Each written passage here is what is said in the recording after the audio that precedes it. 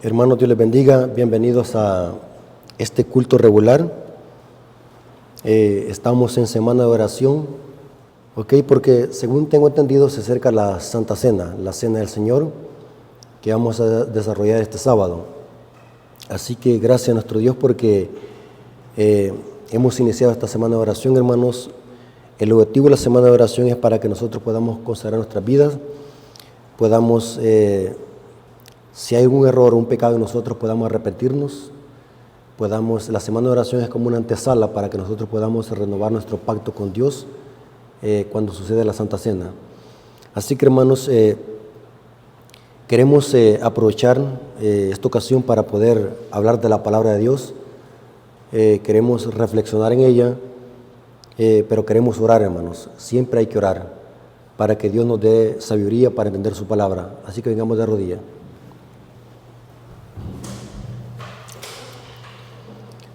Bendito Señor que estás en el cielo, santificado sea tu nombre. Gracias, Señor, porque nos permites en esta ocasión poder predicar tu palabra. Te pedimos sabiduría, inteligencia, para que podamos entender este mensaje y lo podamos aplicar a nuestra vida. Bendice a tus hijos que se han hecho presentes y los que van a ver esta presentación. Te lo suplicamos en nombre de Jesús. Amén. Hermanos, es interesante. En los tiempos de Jesús, hermanos, habían muchas sectas o partidos sociales. Eran todos judíos, pero estaban divididos en sectas. Así como hoy, que hay muchos cristianos, pero están divididos doctrinalmente. La división es la doctrina. En los tiempos de Jesús habían también sectas, pero todos decían que eran judíos y eran el pueblo de Dios. Por ejemplo, habían un aproximado, creo que habían más de 5, pero las que yo tengo entendido habían 5 sectas. Los saduceos, los escribas, los herodianos, los celotes y los esenios. Eran judíos, pero que se habían dividido entre ellos doctrinalmente. Pero lo interesante es que cuando mataron a Cristo, ¿saben qué es lo que pasó? Se unieron. Se olvidaron de la doctrina y se unieron. Pero ¿con quién se unieron? Con el poder romano. Noten. Y por eso es bien importante, hermanos, que entendamos la Biblia para que nosotros podamos hacer la aplicación espiritual. Según Apocalipsis, ¿cómo está dividido el cristianismo? También está dividido, ¿por qué? Por doctrina. Dígame, ¿un católico con un testigo de Jehová se llevan? ¿Se llevan? No. ¿Están divididos por qué? Por la doctrina. ¿Un católico con un pentecostal se llevan? Y con un adventista se llevan. Pero ¿saben algo, hermano? Los católicos, de quienes más hablan más mal, son de los testigos de Jehová y de otras sectas. De los adventistas casi no hablan mucho mal. Estaba leyendo un libro que se llama Defiende tu fe, que es un libro de apología católica. Ellos dicen que hay que estudiar el libro los católicos para poder refutar a los protestantes, dicen ellos. Y hablan de todo el origen de las iglesias, qué es lo que creen. Y cuando hablan de los adventistas casi no hablan mucho. ¿Saben por qué? Porque saben de que la iglesia adventista tiene un mensaje sólido. Y que un católico se enfrente a un adventista bien formado, lo tiene que pensar 2 veces. Porque los mismos eruditos católicos saben de que la iglesia adventista tiene un mensaje sólido. Ahora, ustedes van a ver que Luis Toro debate con viejitos, con ancianas, no debate con alguien formado en la iglesia adventista. Va a debatir con gente ignorante, con viejitos, con ancianos. ¿Ya han visto ustedes? Con señoras en silla de ruedas, con viejitos que ni tan siquiera pueden hablar. Pero no debate con una persona bien formada, porque la misma iglesia católica en su literatura saben de que la iglesia adventista es una iglesia que tiene un mensaje sólido y que conocen la Biblia. Lo dice. Y yo le digo porque yo he platicado con sacerdotes católicos que dicen ellos que de todas las iglesias protestantes que existen, los adventistas son los más estudiosos de la Biblia. Interesante. ¿Cómo están divididos las sectas hoy? Doctrinalmente. ¿Y cómo se le llama en Apocalipsis a la secta? Babilonia la grande, la madre ¿qué? De la ramera. Las hijas están divididas con la madre, pero según ese capítulo de Apocalipsis 17 va a llegar un momento donde las hijas se van a unir con la madre. ¿Dónde vemos esa tipología, hermano? ¿Cómo fue muerto Juan el Bautista? Ya leí a ustedes que la muerte de Juan el Bautista, cómo fue la muerte, es una tipología, cómo el diablo va a usar a la iglesia católica y a las iglesias protestantes para que se unan y así persigan a Cristo en la persona del remanente. ¿Cómo fue la muerte de Juan el Bautista? ¿Han ustedes eso, lo han leído en los evangelios? ¿Cómo fue? Dice que el rey Herodes es un símbolo de los reyes políticos del mundo, Herodes. Dice que hizo un gran banquete y bebió vino y emborrachado le dijo a su hija que había danzado que pidiese un deseo. Si es posible te daré la mitad de mi reino. Según Apocalipsis, ¿cómo Babilonia tiene las naciones? Ebria. Y noten que el rey Herodes hizo un cumpleaños y bebió vino. Y le agradó tanto lo que la hija había hecho, porque la hija había danzado, y le dijo, pídeme la mitad de mi reino y te lo daré. Estaba bien borracho para que pidiese eso. Eso es una evidencia que estaba bien borracho. Y dice que la hija no dijo inmediatamente, quiero la cabeza de Juan el Bautista. ¿Qué es lo que hizo la hija? ¿Fue a consultar a dónde? ¿Dónde? La mamá. ¿Y qué es lo que le dijo la mamá? Pídele la cabeza de Juan el Bautista. La hija no iba a pedir eso. Yo me imagino que la hija iba a pedir la mitad del reino, dinero, no sé. Algo iba a pedir la hija. Ni se le ocurría, ni sabía que existía quizás Juan el Bautista en la cárcel. Pero la mamá sí sabía, porque la mamá, para ella, ¿qué era Juan el Bautista? Era como una espina en el talón. ¿Saben qué es una espina? Que uno con una espina no puede caminar, le dolía. ¿Por qué creen ustedes de que esa mujer no quería a Juan el Bautista? El contexto dice que porque Juan el Bautista le decía, estás en adulterio, tú eres la mujer de Felipe, hermano de Herodes. O sea que Herodes le había quitado la mujer a su propio hermano. O sea que esta mujer era una prostituta, pues. ¿Creen ustedes que una mujer de buena pieza, como decimos aquí los salvadoreños, una mujer de respeto, una mujer que tenga principio, hablando moralmente, va a hacer eso? Que se va a meter a vivir con el hermano, con su cuñado. Así es, va. ¿Sí? ¿Va a hacer eso? No, es una mujer prostituta. Y como Juan el Bautista le decía eso cada rato en la cara, ¿qué es lo que dijo la mujer? Aquí es mi oportunidad, ¿para qué? Para matar y sacarme esta espina. Y eso fue cuando Juan el Bautista murió, hubo una coalición. El rey Herodes del decreto de muerte para matar al profeta.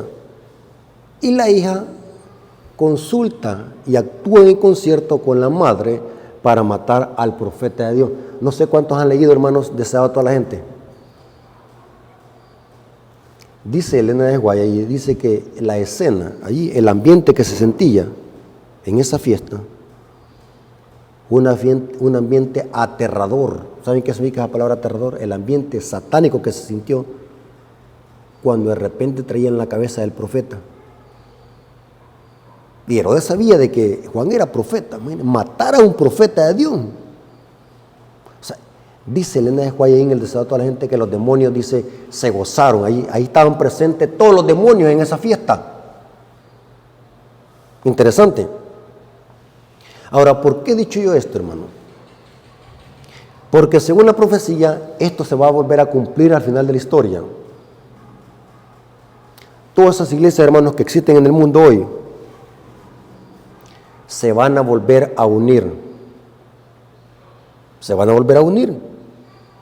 Y usted me va a decir, hermano, ¿no será que usted está siendo un poco fanático con esto? Pero saben, hermano, nosotros los adventistas creemos en la palabra de Dios, en la profecía. Nosotros creemos de que la historia se vuelve a repetir. Vámonos a la Biblia. Salmos capítulo 2.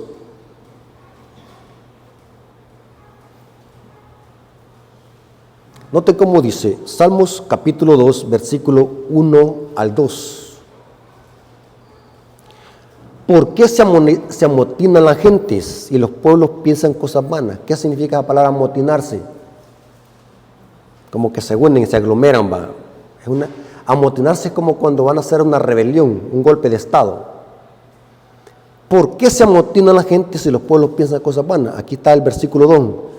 Se levantarán los reyes de la tierra y príncipes consultarán. ¿Cómo? ¿Cómo consultarán? Unidos, ¿para qué? Contra Jehová y contra su ungido, diciendo, rompamos sus ligaduras y echemos de nosotros sus cuerdas. Pregunto, hermanos, ¿va a haber una unión al final de la historia como fue en los tiempos de Cristo? Sí, aquí está la profecía. Imaginen que toda la secta, mire, si ustedes leen la Biblia, los fariseos con los saduceos no se podían ver. Se odiaban. ¿Cómo se le puede llamar a una mujer cuando ve a otra y es su enemiga y se agarran de las greñas y se devanan en el suelo y en el charco? Los fariseos no podían ver a los saduceos, se odiaban doctrinalmente. Pero mire qué interesante, a la hora de matar a Cristo, dice que todos unánimes dijeron, queremos que deje ir ¿qué? A Barrabás y crucifica al Cristo. ¿Qué pasó con la división doctrinalmente? Los saduceos no creían en ángeles ni en resurrección. Eran liberales los saduceos, mientras que los fariseos creían, eran más conservadores, pero eran conservadores en el sentido legalista.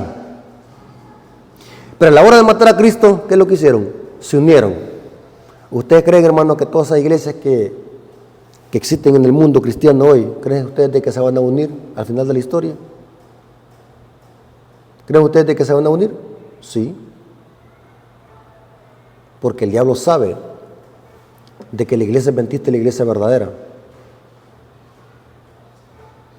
¿Saben de que la iglesia adventista es la única que no se va a unir?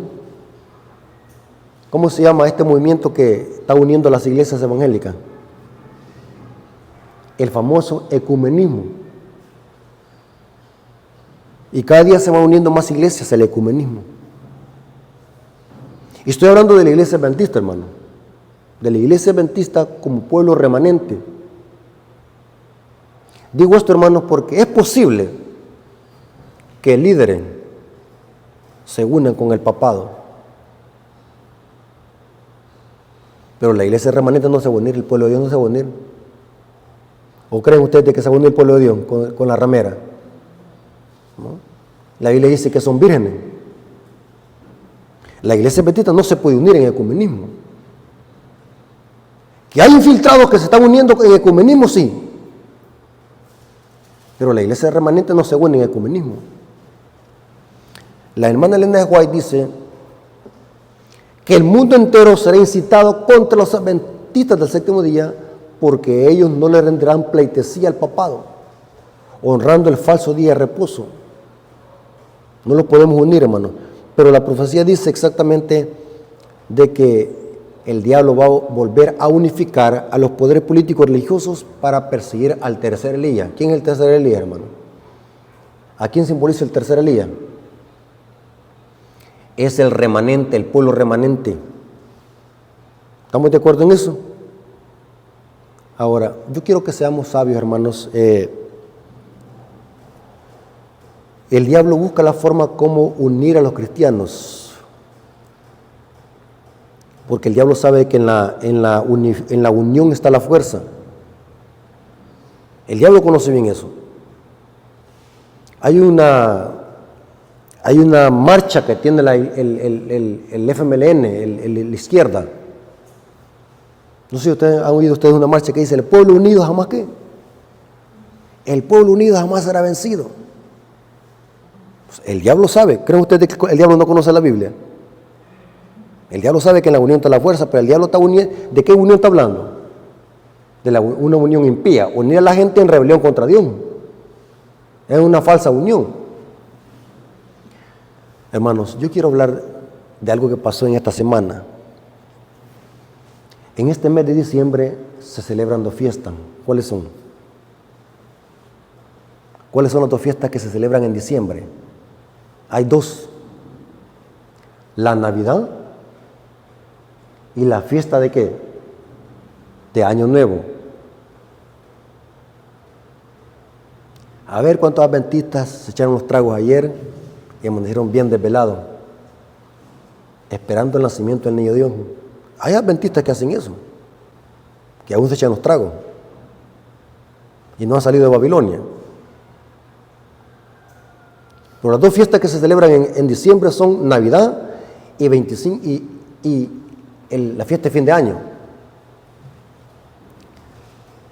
Yo les hago una pregunta, hermano. ¿La fiesta de Navidad unió a los cristianos en todo el mundo, de todas las iglesias evangélicas? ¿La fiesta de Navidad los une? Sí. Dígame, ¿quién no celebra Navidad? Pentecostales, católicos, mormones. Se unen. O sea, al papado le hace facilito unir a los protestantes. Tenemos el ejemplo de la Navidad. Un ejemplo. Porque la unificación va a ser por la santidad del domingo y por la inmortalidad del alma. Pero vale la pena hablar de lo que pasó en este mes. Imaginen que los protestantes, divididos doctrinalmente con la Iglesia Católica, pero con la Navidad, ¿qué es lo que pasa? Se unen. Y allí van incluidos muchos adventistas que aún celebran la Navidad. Interesante. ¿Saben, hermanos, que estamos cumpliendo la historia nosotros? Como los fariseos. ¿Saben de que los peores enemigos de Cristo eran los fariseos? Los peores enemigos. Eran los que andaban viendo a Jesús para tratar de matarlo y tratar de ponerle una emboscada y de hacerle preguntas tentadoras. Eran los fariseos. Los enemigos número 1 de Cristo eran los fariseos. Saben, hermanos, que los fariseos tenían un problema. Y fuera razonable que a este tema le pusiéramos los fariseos dentro de la iglesia adventista. En la iglesia adventista hay fariseos también, pero hay que saber detectarlo. Digo esto, hermano, porque el término fariseo muchas veces se aplica mal. Hermano, hermana, fíjese que esa minifalda le queda muy así, no suba con minifalda al púlpito. ¿Qué dicen? Este hermano es fariseo. O sea, el término lo aplican mal. Hermano, por favor, no ponga rock. Nosotros no oímos rock. Este hermano es un fariseo. ¿Va que sí le dicen a alguien cuando corría algo? Hermano, hermana, fíjese que mire, se mira como mapache. No se ponga mucho maquillaje. ¿Sí?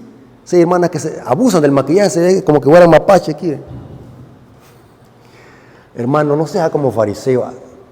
Usan mal el término, hermano fariseo. No puede corregir algo mal que esté en la iglesia y que es justo corregirlo, porque lo que es correcto y lo que es incorrecto va a ser incorrecto. No importa quién lo apoye o quién no. Pero ¿qué es lo que dicen? Hermana, fíjese que mire, le hemos visto que anda dando mal testimonio en la iglesia, fíjese que anda, mire, con esos pantalones bien pachucos que se le ve toda la cadera. Hermano, no sea fariseo. Y hay hermanas que se enojan cuando se les corrige. ¿Sí o no? Porque creen de que corregir ahora lo que está mal es ser un fariseo. Terrible. O sea, el término fariseo hoy lo han aplicado mal. Igual como el término disidente. ¿Sí? Hermano, fíjense que nosotros somos adventistas. Nosotros no celebramos Halloween. Hermano, vos sos un disidente.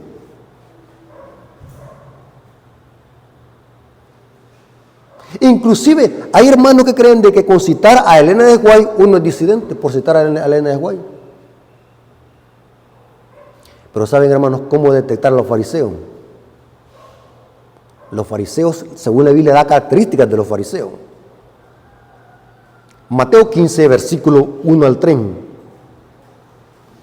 Mateo 15, versículo 1 al 3. Note qué interesante cómo dice. ¿Tienen el texto bíblico conmigo, hermanos? Cuando lo tengan, dicen amén. Una hermana me preguntó, hermano, ¿es correcto decir amén cuando alguien busca un texto bíblico? Yo le dije, sí. Porque la palabra amén significa así sea o es verdad. ¿Y la Biblia qué? Es verdad. Entonces, cuando algo tenga que ver con referencia a la Biblia, hay que decir amén. ¿Sí o no? Pero hay hermanos que dicen así, hermano, buenos días, hermano, amén. ¿Por qué van a decirle a un saludo de buenos días, amén? No le digan amén. ¿Me voy a explicar, hermanos? Hay hermanos que usan la palabra amén a lo loco. ¿Sí? ¿Cuántos le dan un amén a los hermanos que están viniendo a la iglesia? ¿Y ellos quiénes son? ¿Por qué le voy a decir amén a los hermanos? ¿Me voy a explicar, hermano? O sea, estamos usando mal el término. O sea, cuando algo es bíblico, sí diga amén. Porque la palabra amén significa así sea o es verdad. ¿Estamos de acuerdo, hermano? Entonces, cuando alguien lee un texto bíblico, usted diga amén. Pero cuando alguien diga un chiste, ¿qué es lo que va a decir? Saben que hay hermanos que a todos le dicen amén. Esto es un problema. Noten cómo dice Mateo 15, versículo 1 al 3, dice, es terrible, hermanos, esta secta. Entonces se acercaron a Jesús ciertos escribas y fariseos de Jerusalén, diciendo, ¿por qué tus discípulos quebrantan la tradición de los ancianos? ¿Qué están diciendo? ¿Qué es lo que están discutiendo ellos? La tradición de los ancianos. ¿Era de Dios? ¿Quién había inventado esta tradición? Los ancianos, los fariseos. ¿Y cuál era esta tradición? ¿Por qué no se lavan las manos cuando comen pan? Respondiendo, él les dijo, ¿por qué también vosotros quebrantáis el mandamiento de Dios por vuestra tradición? Noten, hermano, este texto es tergiversado por los protestantes para justificar que hoy podemos comer chanchos, garrobos, tortugas, etcétera, etcétera. Pero este texto no está hablando de esto. Hermanos, ¿es correcto que nosotros cuando toquemos alguna cosa sucia nos lavemos las manos? ¿Es correcto eso? ¿Es correcto hacer eso o no? Si vamos al baño, ¿es correcto cuando salgamos lavar las manos? ¿Sí? ¿Cómo se llama eso? Aseo personal. ¿Sí? Tocar una cosa sucia, lavarse las manos, es aseo personal. Pero aquí, del lavamiento de las manos no se refiere a aseo personal. Era una tradición que los fariseos tenían, de que antes de comer tenían que lavarse las manos, pero ceremonialmente. ¿Cómo era lavarse las manos ceremonialmente para los fariseos? Ejemplo, les voy a hacer el ademán para que entiendan cómo los fariseos se lavan las manos. Si no había agua para lavarse las manos, si tenían el plato de comida los fariseos en la mesa, no se lo podían comer si no hacían un rito. Y ese rito era de tomar agua en la palma de la mano y que esa agua no fuese a bajar para abajo aquí, sino que esa agua tenía que llegar hasta acá. Miren este rito absurdo que ellos se lo habían inventado. Tenían que agarrar el agua hasta acá y esa agua menearla así, hacer como un equilibrio, que esa agua no se fuera a bajar para acá, porque si el agua corría para acá, ya quedaba contaminado todo el cuerpo para los fariseos. O sea, si no había agua, estos fariseos, dice Flavio Josefo y Tácito, iban a buscar la vasija. Y si no había agua, escurrían así, se tardaban para que la gota bajara, la gota, y cayera hacia. Si una gota había en la vasija, suficiente para hacer el rito. Dice que esa gota la meneaban aquí, que esa gota llegara hasta aquí. Imagínense qué equilibrio, hermano. Yo he intentado hacer eso, yo no lo podía hacer. Y eso lo corroboró el comentario bíblico adventista. Esa gota tenía que llegar hasta acá y salir acá y salir acá. Que la misma gota lavara la parte de la mano. Si esa gota por casualidad o por accidente bajaba acá, ya quedaban inmundos los fariseos y no podían comer ya. ¿Ven? Y este rito lo imponían a la gente. Hagan esto, si no hacen eso, ustedes no pueden participar de la comida, no pueden. Y lo imponían y lo predicaban. Y les voy a decir algo, hermanos, lo siguiente, y quiero que quede claro. Usted puede creer en lo que le da la gana. Usted puede creer que los pajaritos salen embarazados, usted puede creer cualquier cosa. Usted puede creer en platillos voladores, pero eso es usted personalmente. El problema es cuando usted hace apología y quiere imponerlo a otro. Usted puede creer en lo que le da la gana. Usted puede creer en el chupacabra, en lo que le da la gana, pero es usted. Otra cosa es que usted lo quiere enseñar e imponer a los otros. Y los fariseos esto lo imponían a la gente, y lo imponían a los gentiles, y lo forzaban. Y Cristo les dijo, hipócritas. Y lo terrible de esto, saben, hermanos, esta secta, y esto es bien importante porque vamos a hacer la aplicación. Lo terrible de esto, oigan bien lo que voy a decir, no solamente bastaban enseñar esto e imponerlo, sino que los fariseos, oigan bien, hermano, habían puesto la tradición por encima de la ley de Dios. O sea que para los fariseos era más importante la tradición que ellos habían creado que la ley de Dios. Y noten como Cristo les dijo, Mateo 15, versículos 7 al 9. Mateo 15, versículos 7 al 9. ¿Cómo les dijo? Hipócritas. Bien profetizó de vosotros Isaías cuando dijo, este pueblo de labios me honra, mas su corazón está lejos de mí, pues en vano me honran, enseñando como doctrinas y mandamientos de hombre. Terrible, hermano. Cuando una persona pone por encima sus tradiciones, por encima de los mandamientos de Dios, ¿qué? Un hipócrita. Dios está lejos del corazón de ellos. Terrible, hermano. Y saben algo, hermanos, de esta secta de los fariseos. Lo más terrible, ¿saben cuál era? Es de que estos fariseos se enojaban con quienes no aceptaban sus costumbres. ¿Note qué terrible esto? Si lo predicaban y alguien le decía, no, yo no acepto esto, se enojaban. Noten como dice Mateo 15:2.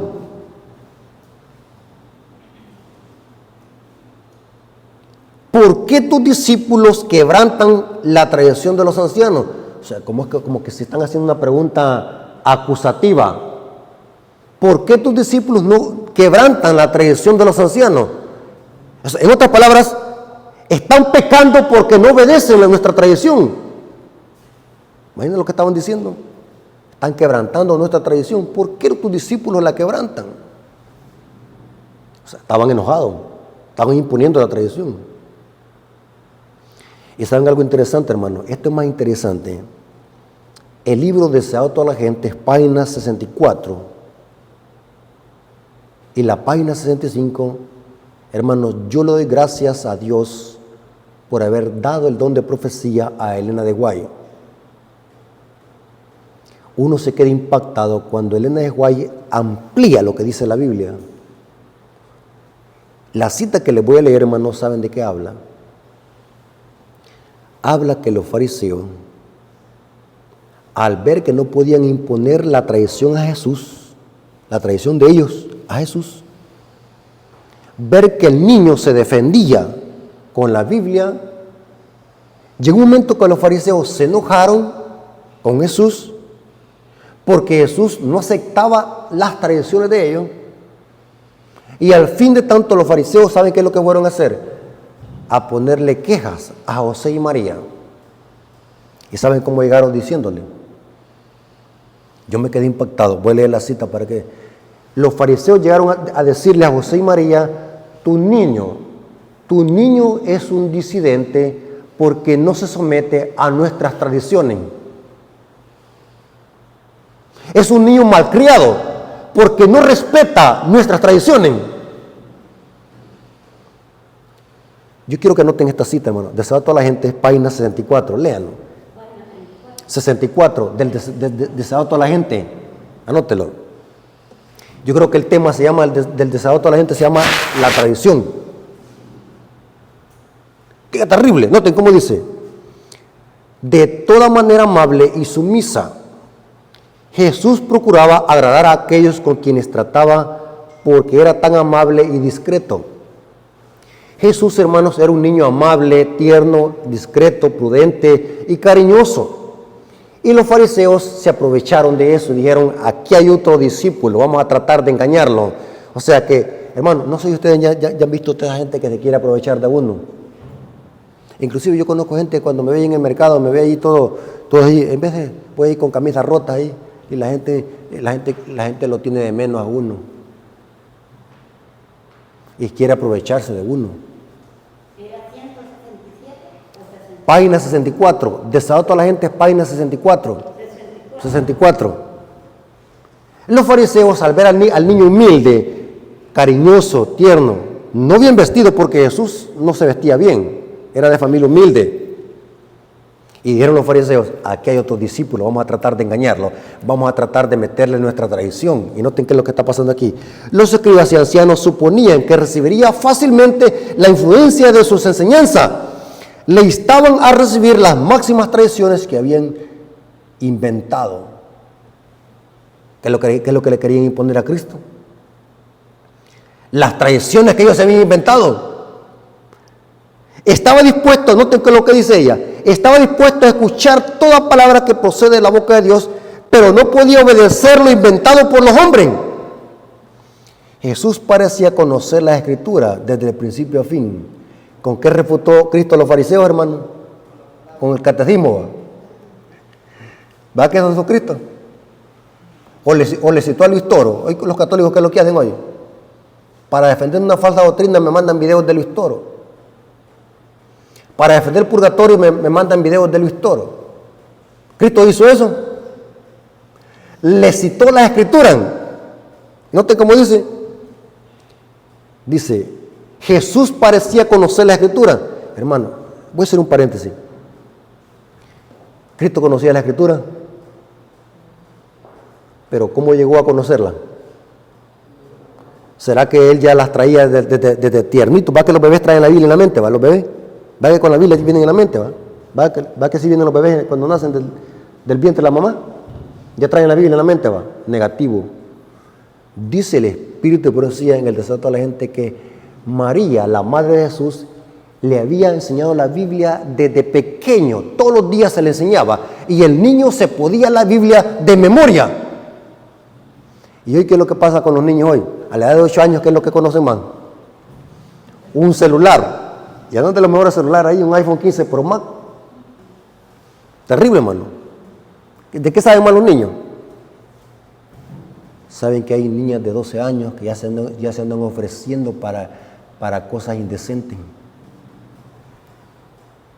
Niñas de 12 años que saben más que un adulto. ¿Dónde lo conocieron? En el internet. Pero Cristo conocía las Escrituras, dice. Jesús parecía conocer la Escritura. Y dice, desde el principio a fin. Y les presentaba con su verdadero significado. Los rabinos se avergonzaban de ser instruidos por un niño. Sentían que incumbía a ellos explicar las Escrituras y que a él le tocaba aceptar su interpretación. Se indignaban porque él se oponía a su palabra, a la palabra de los fariseos. Y ahora noten la siguiente cita, ahí en la página 65 del desahogo a la gente dice: sabían que en las Escrituras no podían encontrar autorización para sus tradiciones. Se daban cuenta de que la comprensión espiritual Jesús los superaba mucho. Sin embargo, se airaban. Hermanos, ¿qué es lo que pasó con los fariseos cuando vieron de que Jesús no aceptaba sus tradiciones? Se enojaron. Noten estos detalles. Se airaban porque no obedecía a sus dictados. No pudiendo convencerle, ahora noten lo que hacen. Buscaron a José y María. ¿Quiénes eran José y María? Sus padres terrenales, sus padres humanos. Buscaron a José y María y le presentaron su actitud disidente. Para los fariseos, ¿cómo era Jesús? ¿Cómo era Jesús para los fariseos? Un disidente, porque no se sometía a las tradiciones. Así sufrió la represión y la censura. Esta palabra represión y censura significa, le querían poner una disciplina. Los líderes de la iglesia de ese entonces, porque Cristo no se sometía a sus tradiciones, y se enojaron. Hermanos, pasa hoy en día lo mismo hoy, hermano. ¿Creen ustedes que esto terminó? ¿O sigue repitiéndose la historia? ¿Cómo la gente hoy abraza las tradiciones? ¿Cómo la gente se hace loca por las tradiciones? ¿Cómo la gente impone sus tradiciones? Hermano, es terrible ver cómo las tradiciones de los hombres han entrado en la iglesia adventista. Y yo me quedo impactado cómo se promueven tradiciones aún en nuestra literatura y en los libros de la escuela sabática. Yo me quedo impactado.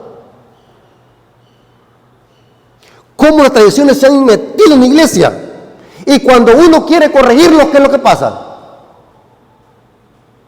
¿Saben de qué esta semana que pasó? Levanté una gran cantidad de enemigos por hablar de la Navidad.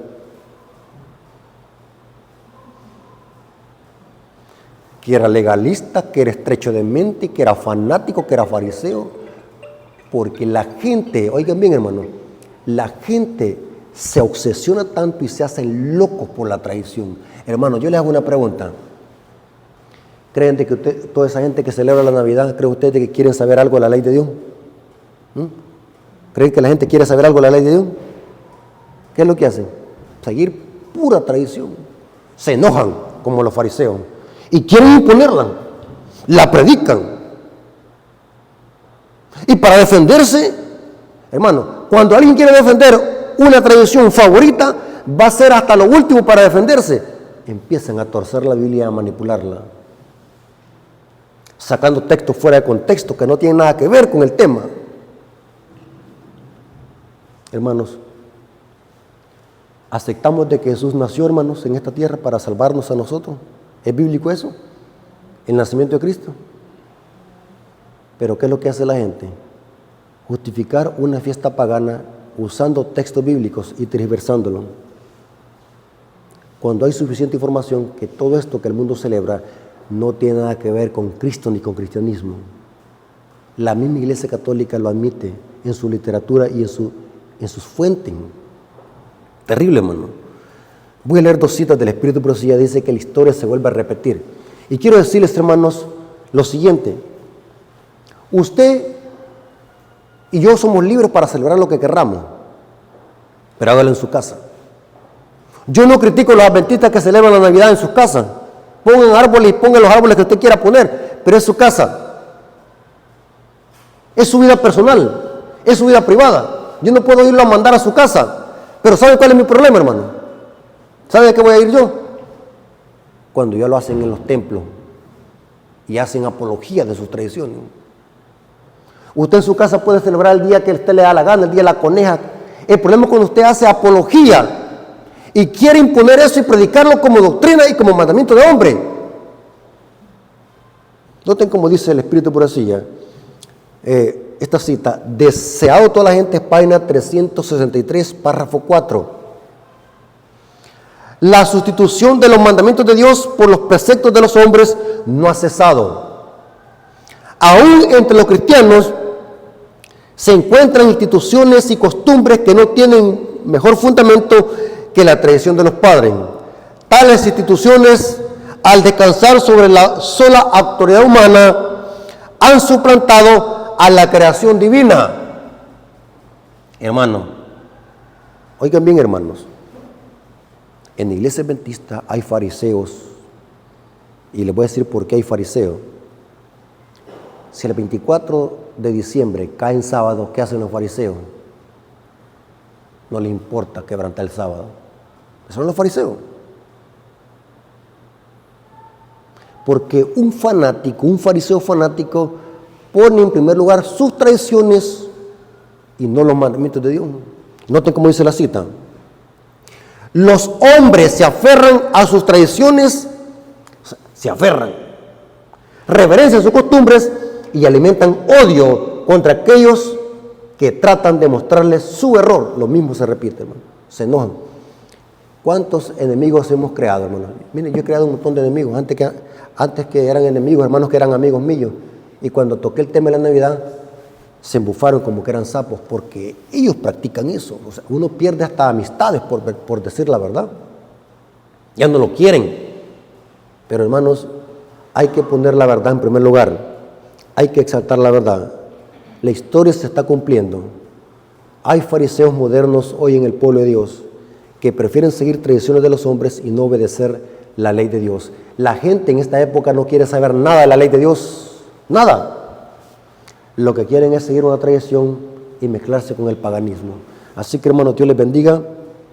La honra y la gloria ha sido para nuestro Dios y que podamos nosotros cada día estar de parte de la verdad, aunque los cielos se desplomen. Vamos a venir de rodillas para darle gracias a Dios por este interesante estudio. Vengamos de rodillas. Bendito Señor que estás en el cielo, santificado sea tu nombre. Gracias por tu palabra, gracias por este mensaje. Bendícelo, Señor, que cada día podamos estar de parte de la verdad, aunque los cielos se desplomen. Bendice a la iglesia adventista, tu pueblo remanente, para que en lugar de seguir tradiciones de los hombres, podamos someternos a tu palabra, a tu ley. Gracias por este mensaje, Señor, te lo agradecemos en el nombre de Jesús. Amén. Dios me lo bendiga, hermanos.